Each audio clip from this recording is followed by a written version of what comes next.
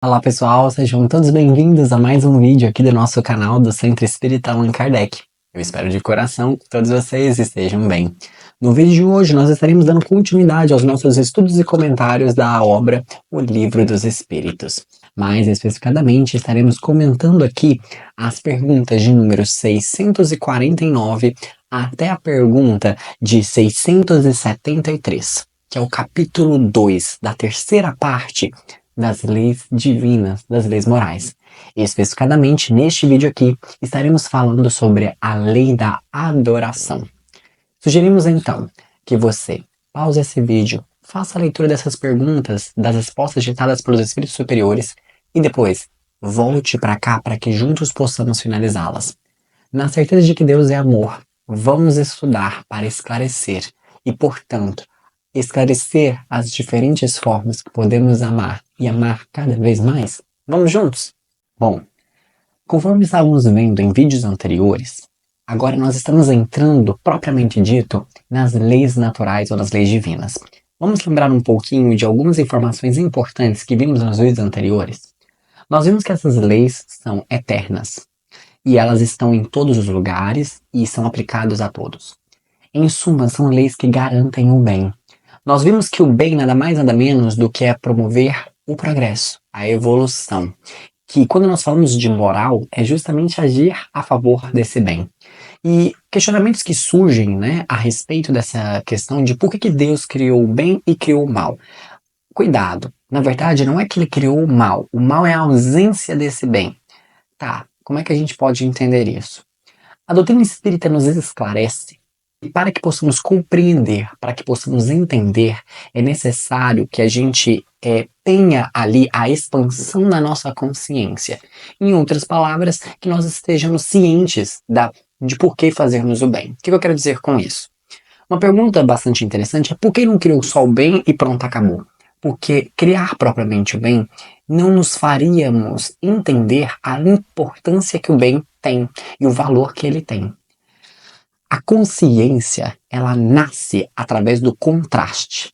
Ou seja, nós entendemos o valor da luz quando vivemos em dias escuros. Nós entendemos o valor da respiração quando nós ficamos ausentes da possibilidade de respirar, como tivemos aí na pandemia. Nós observamos o valor que uma reunião entre família tem quando fomos obrigados a ficarmos isolados, por exemplo. E assim por diante. A mesma coisa é da ideia do bem e do mal. O mal, na verdade, é a ausência desse bem. E nesse momento, através desse contraste, a gente consegue observar o valor real que o altruísmo, o amor, a benevolência possuem. Então a nossa consciência ela nasce desse contraste. E como a doutrina espírita nos esclarece, nós somos criados simples e ignorantes. E na busca dessa evolução, de compreendermos essas questões, nós vamos expandindo a nossa consciência mediante essa harmonia que existe nessa oposição. E que através dessa ideia, nós então observamos qual é o bom caminho e qual é o mau caminho. Bom, feita então essa rápida recapitulação, vamos então para a primeira lei divina, né, a lei natural, que é a lei da adoração. Olha que interessante. O que consiste, né, a lei da adoração? O que seria essa lei natural? E como assim? Seria eu ficar adorando a Deus? Qual que é o real significado de adorar a Deus? Olha que interessante. Adorar nada mais, nada menos do que é elevar o pensamento a Deus. Em outras palavras, é em aproximarmos a nossa alma dele. E eles explicam, é um sentimento inato e que não é ensinado.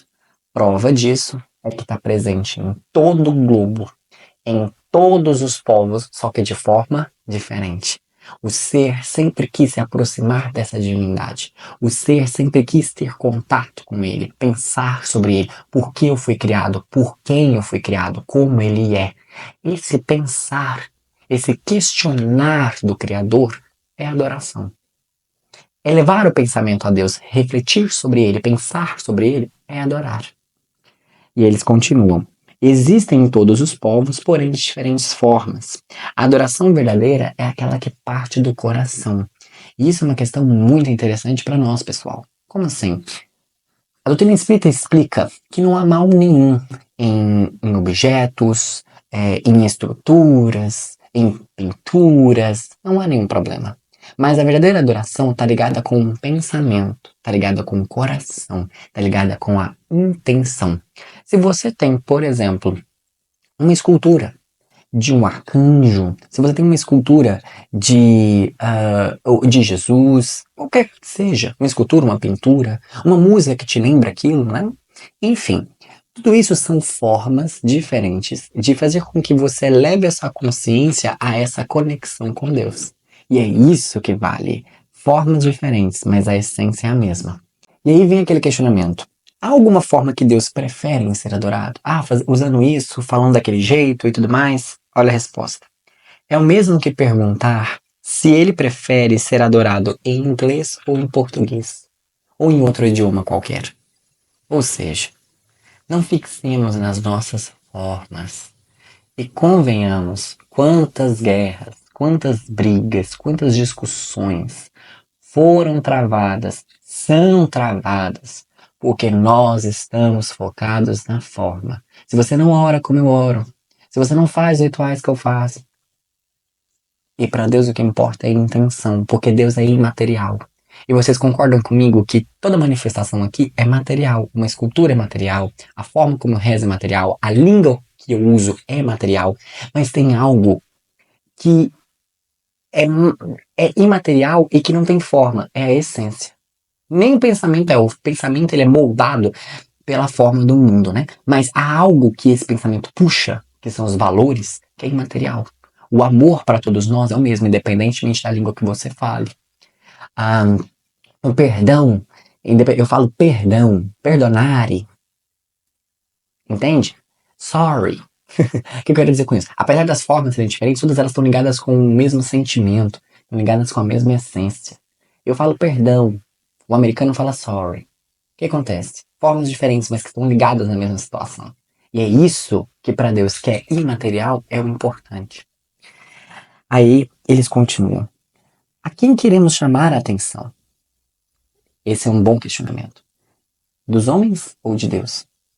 Quando vamos adorar e fazer esse pensamento, e estamos ali adorando, a quem queremos realmente chamar a atenção?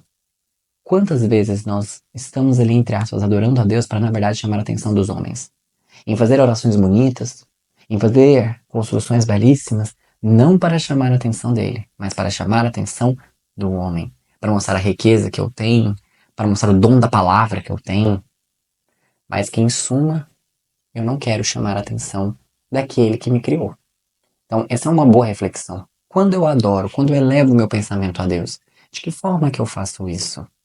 Ah, João, mas você acabou de falar que a forma não é importante. Não é que ela não seja importante, mas ela diz muito sobre nós. Entendem? Se a sua forma está muito apegada, se eu não tiver o Evangelho segundo o Espiritismo comigo do lado, na hora que eu vou fazer meu culto, se eu não tiver o Evangelho segundo o Espiritismo do meu lado, na hora que eu vou fazer uma oração, não vale. Se eu for num centro espírita e o palestrante não falar para mim do Evangelho segundo o Espiritismo, tá esquecido, não ouço o que ele está dizendo. Se ele trouxer qualquer referência que não seja espírita, não ouço. Complicado, complicado. Que adoração é essa que está tão fixada nessa forma? Entende? Convém a nós refletirmos um pouquinho. E aí eles continuam. Reunidos pela comunhão dos pensamentos e sentimentos, mais força têm os seres humanos de atrair os bons espíritos para si. Aqui eles nos falam da importância das reuniões que fazemos. Aqui agora, nesse momento, estamos reunidos. Olha que interessante isso, né? Temos a possibilidade de nos reunirmos através da internet. Eu aqui, você aí, em tempos diferentes, em espaços diferentes, mas estamos conectados de uma certa forma. Nós aqui estamos reunidos em torno de um sentimento, em torno de uma ideia. Olha que interessante isso. E isso é uma coisa que convém a nós refletirmos. E isso daqui que nós estamos fazendo atrai coisas boas para nós. Quando nós juntamos, quando os seres se juntam a favor do bem, o bem cresce. Isso não quer dizer que fazer sozinho não tenha poder nenhum. Lógico que tem. Mas a união, já dizia o velho ditado, faz a força. Aí eles continuam. A vida contemplativa. Como assim? Se eu, por exemplo, destino então a minha vida totalmente a contemplar a Deus e pensar somente nele, aí os espíritos superiores nos falam, não fazer o bem já é o mal. Ou seja, ter uma vida contemplativa em que nós ficamos somente pensando em Deus, mas não temos ações, não adianta de nada. Estamos ali, é como se recebemos um talento e estamos enterrando ele. Lembra da parábola dos talentos? Aí continua. Deus quer que o ser humano pense nele, mas não somente nele. E a prova disso é que, por isso, ele nos colocou na terra com várias obrigações. Com pessoas que dependem de nós, com um trabalho, com preocupações. Ou seja, ele quer que pensemos nele? Sim, mas não somente nele. Por isso que há várias outras coisas que nós também devemos nos preocupar. E ao nos preocuparmos com essas coisas, é quando nós formos nos preocuparmos com essas coisas, é ter o pensamento de Deus ali como base. Deus me ama e me colocou isso. Então que eu forneça o amor a isso. Que eu forneça a luz que Deus me entrega a todas essas situações. Jesus disse: qual o maior mandamento? Amar a Deus sobre todas as coisas e amar a teu próximo como a ti mesmo. Como você vai conseguir fazer isso? Ame a você. Amando você, você consegue amar o próximo. E amando o próximo, você ama a Deus. Mas todos eles, em suma, você adora a Deus. Entende? Está conectado nesse ponto. É a base que sustenta toda aquela questão. Quando você investe isso daí, você pensa somente em si para depois pensar nas outras coisas, não funciona. Você tem que primeiro, por que eu me amo? Porque eu fui criado por alguém que me ama. Por que eu amo o próximo? Porque assim como eu fui criado por alguém que me ama, ele também, sendo meu irmão, também foi criado por esse mesmo ser. Logo, ele merece o meu amor. E ao amar ele, eu amo meu pai, que é o importante, que me deu a oportunidade de estar aqui e de viver essas coisas maravilhosas. Olha que interessante, né? E aí eles continuam. A prece, a intenção é tudo. É um ato de adoração, ou seja, orar, né? E orar a Deus é pensar nele e se aproximar dele. Através da prece, nós podemos fazer três coisas. Olha que interessante isso. Louvar. O que é louvar? Eu acho isso muito bonito. Muito bonito. Existem algumas religiões, como por exemplo, recentemente eu tive a oportunidade, não tão recente assim, mas de ir numa igreja evangélica em que eles têm, dentro do ritual deles, né? Que toda religião tem seu ritual, né? Dentro do ritual deles, eles têm uma parte de louvor, em cantar cânticos, em agraciar a Deus, em falar coisas bonitas. Quando nós oramos, nós não louvamos a Deus? O que é louvar? É agradecer a vida, é falar, Deus Pai Todo-Poderoso, você que me... E, de novo, né? Ah, então peraí, eu falar Deus Pai Todo-Poderoso, falando toda vez eu vou começar uma oração assim, de novo, é apego à forma. Ah, é falar palavras chiques? Então peraí, não é assim. De novo, não é a forma, é a essência. É do seu jeito, é exaltar essa grandeza que existe. É exaltar essa potência que existe desse Criador. Gente, pare e pense. Olha a Terra. Olha os seres vivos. Olha tudo. O que é isso? Um Criador desse, meu Deus do céu. Literalmente, meu Deus do céu. E aí eles continuam, né? Além de louvar, pedir. Esse aqui nós fazemos demais, né? Ô, gênio, mas não pede, né? E não pede, pede, pede, pede, pede, pede, pede. E outro seria agradecer.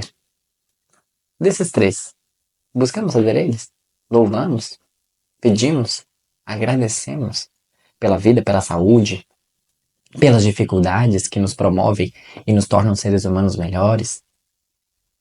Devemos refletir sobre, né, pessoal? Aí eles continuam. A prece tem a capacidade de tornar o ser humano melhor? Olha que interessante, né? Sim. Um pedido sincero atrai boas influências. E isso é uma questão muito interessante. Quando nós fazemos uma oração pedindo que aquela dificuldade seja retirada, não vá por esse caminho. Porque se essa dificuldade chegou, é porque ela precisa te ensinar algo. E não sejamos egoístas e mesquinhos achando que o Senhor, por favor, tire essa dificuldade de mim, achando que Deus vai atender. Ele deve olhar e falar assim, oh meu filho, pobre coitado, pobre ignorante. Mal sabe ele que isso é o que vai te tornar melhor. Então, quando nós formos pedir para sermos seres humanos melhores, é pedirmos força, pedirmos clareza, é pedirmos sabedoria. Tem uma oração chamada Oração da Sabedoria, se eu não me engano, que diz mais ou menos uma coisa assim: Senhor, dai-me força para mudar o que pode ser mudado, resignação para aceitar o que não pode ser mudado, e sabedoria para distinguir, diferenciar uma da outra. Interessante essa oração, né? Chamada oração da sabedoria. Então convém a nós pensarmos sobre isso quando formos pedirmos algumas coisas, né? E aí eles continuam. O essencial não é orar muito, mas orar bem. A ineficácia em alguns casos não é do remédio, mas da maneira como o aplicam. Exemplo, eu tenho um remédio para dor de cabeça em gota, e ao invés de tomar as gotinhas na boca, eu vou e passo aqui, ó. Vai resolver? Não. O remédio te cura, a oração te cura, mas a maneira como você faz está errada. Então convém a nós pensarmos a maneira como estamos feitos. Será que estamos sendo ritualísticos demais, apegados demais na forma? E estamos, não, eu tenho que orar tantas vezes e fazer isso aqui, e aí eu vou orar para a lua, onde é que tá? De novo, não quer dizer que essas coisas sejam erradas, mas se elas forem o fim, sem elas você não conseguir orar, esse tá o erro. Porque, de novo, de nada importa a forma, a essência é tudo. E aí eles continuam. Pedir perdão das nossas faltas é válido. As boas ações são a melhor prece. Então o que isso quer dizer? Peça perdão, mas corrija através das suas atitudes. Por isso que na oração dominical nós dizemos: perdoai as nossas ofensas, assim como nós perdoamos. Ou seja, perdoai como eu perdoo. O que isso quer dizer?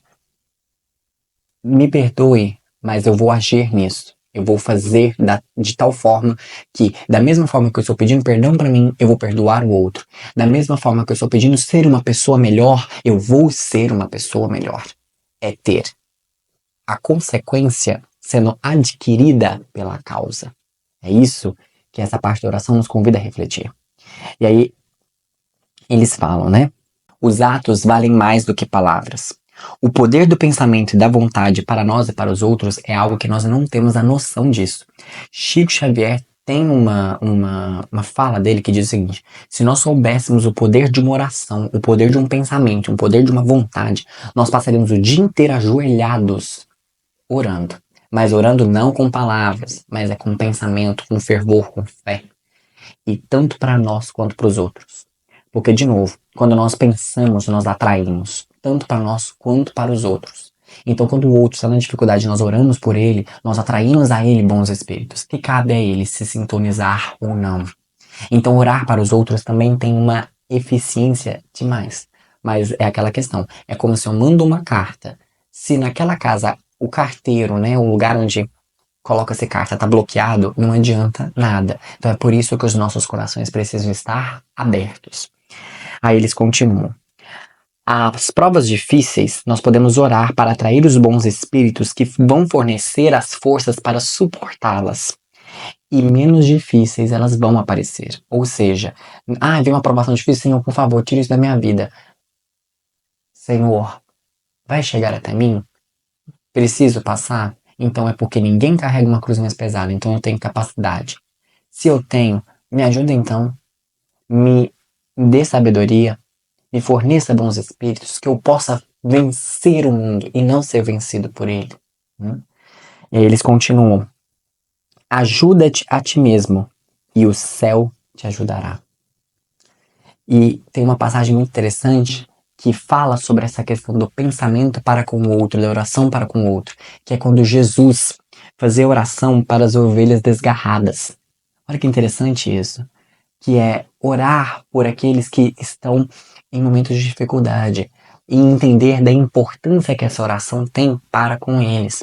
E aí eles falam, né, orar pelos espíritos sofredores, por aqueles amigos que cometeram suicídio, por aqueles amigos que estão viciados, por aqueles amigos que estão passando por problemas familiares. Ore por essas pessoas. Peça a elas bom caminho. Peça a elas amor. E que possamos juntos elevar pensamentos positivos de vontade para que todos nós possamos ser pessoas melhores. Nós refletimos isso em vídeos anteriores, mas convém a nós fazermos essa reflexão aqui. Se o gênio da lâmpada lá do Aladim existisse, e você tivesse somente um desejo, o que você pediria? Uma filósofa do século XIX, Helena Blavatsky, dizia: se puder pedir algo para a humanidade, peça um momento de luz para cada ser humano. Porque se nós soubéssemos o poder que o momento de luz tem na vida de alguém, nós estaríamos a todo momento a pedir esses flashes de luz. Porque a luz consegue evidenciar que estamos na escuridão. Lembra a ideia do contraste? Representa onde podemos seguir. E aí, para que a gente finalize esse vídeo, os espíritos superiores nos explicam a questão dos sacrifícios. Né? Os sacrifícios que antigamente se faziam para adorar a Deus. E aí eles falam: os sacrifícios para agradar a Deus refletem o apego da matéria. Os seres se entregavam aos instintos animais e selvagens, justamente o espírito muito voltado para o material, muito voltado para o animal, e eles acabavam achando que, ao fazer esses sacrifícios, por estarem muito ligados com a matéria, eles iriam agradar então a Deus. E uma questão que é bastante interessante, né? Que convém a nós explicarmos aqui direitinho. Começou-se o sacrifício com os animais, depois o sacrifício com os seres humanos, né? Por que eles não sacrificavam uma planta? É a ideia ligada, que até hoje nós temos ela, que é o valor do presente. Como assim? Quando você vai dar o presente para alguém, você não pensa, tipo assim, o valor associado não só na questão monetária, mas de pensar assim, o que para ele significa mais? E já instintivamente naquela época, o ser humano tinha uma ideia de que, não, o ser humano, ele pensa, ele faz isso, ele tem algo a mais do que um animal. Então, sacrificar ele, para Deus, vai ser uma oferenda melhor. Só que, de novo, totalmente errônea na ideia de que não sabiam o que era Deus, na ideia de que ele é imaterial e destruir algo que ele próprio criou não faria nenhum sentido nessa adoração. Mas está associado a uma ideia de que o valor do presente que se pode entregar ele está associado que quanto melhor o seu valor, melhor. Tá, e o que eu quero dizer com isso? Pensando então agora, hoje, no que nós sabemos que Deus é amor, é imaterial, qual para ele seria o melhor presente, a melhor adoração? Seriam presentes, sacrifícios imateriais. É aquela ajuda que nós fornecemos ao outro. É aquele pensamento nobre. É aquela atitude realmente de perdão. São aquelas coisas que não são pagas, são aquelas coisas que não são materiais. Porque se Deus não é matéria, o que o adora, o que realmente o presenteia, são coisas não materiais. E isso é uma questão muito interessante. E que nós guardamos essa intuição e nós não pensamos sobre isso. Quando nós vamos presentear alguém, nós não pensamos naquilo que mais se assemelha àquela pessoa. Por exemplo, você vai me dar um presente. Você vai falar assim, o que eu vou dar pro João? O que o João gosta? Por que a gente não faz a mesma relação com Deus? Nós fazemos, né? Só que de uma maneira distorcida sobre a nossa visão sobre ele. Mas a partir do momento em que nós pensamos o que ele é e tentamos pensar como ele pensa, as nossas formas de adoração mudam. Entende? Interessante pensar sobre, né? A doutrina espírita vem para nos esclarecer esses pontos. E aí ele coloca, né, que os sacrifícios humanos surgiram da ideia errônea quanto à maneira de agradar a Deus. Em suma, o que podemos resumir da lei da adoração? A intenção é tudo. O fato nada vale. Ou seja, se nós estivermos apegados demais à matéria, às formas, ignorantes seremos. Porque nos limitaremos a não conhecer, a não reconhecer, melhor dizendo, que há várias formas de agradar a Deus. E aqui eu gostaria de contar uma história para que a gente possa finalizar essa lei da adoração e a gente possa entender um pouquinho mais sobre ela. Diziam-se que havia um mendigo que era analfabeto. E todos os dias ele passava na porta de uma igreja com vitrais belíssimos, aquela igreja mais alta do mundo assim. E ele sentia vergonha de entrar nessa igreja porque ele não tinha as vestimentas adequadas para entrar ali. Mas todo dia ele passava ali, olhava para aqueles vitrais, para aquela cruz e dizia: Jesus, eu estou aqui. Passava: Jesus, eu estou aqui. E numa ocasião, esse mendigo foi parar num hospital. E no seu leito de morte, uma enfermeira chegou a ele e perguntou: você não está triste? Nenhum familiar veio te visitar, ninguém veio te ver, estamos só nós aqui contigo. Você não se sente sozinho? Sabe o que ele disse? Eu? Sozinho? Jamais.